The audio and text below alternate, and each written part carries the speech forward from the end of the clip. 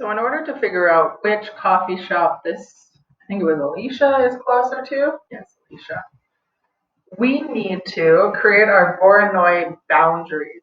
So if we can create our boundaries, then we can know which Voronoi cell Alicia is closer to.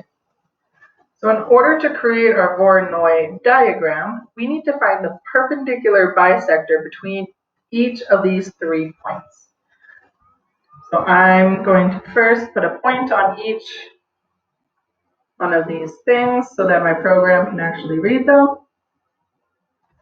And then we're going to create perpendicular bisectors.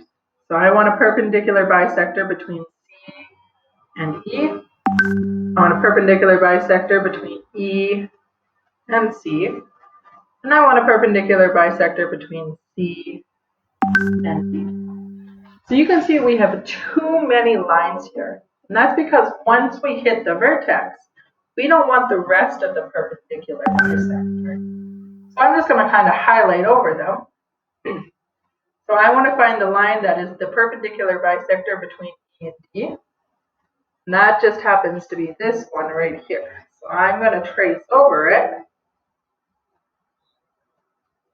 until I hit that vertex. So once I hit that vertex, I don't want to keep going anymore because that's no longer a boundary. So now we can get rid of that line there.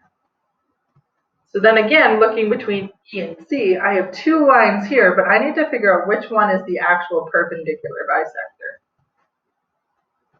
So the perpendicular bisector is the one in the middle, going straight up and down. So we again, starting from the vertex, we want to trace over that line so that we can have the actual bound of our Voronoi cells. Now I can get rid of that extra line. And my last one, the perpendicular bisector between D and C. So that's straight down here. And we can get rid of that extra line. So this is our Voronoi diagram. So we have Voronoi cell E, D, and C. And we can see because Alicia is in the same cell as E, that she is closest to E. So if she wants to go to a coffee shop, the nearest one to her would be going to E.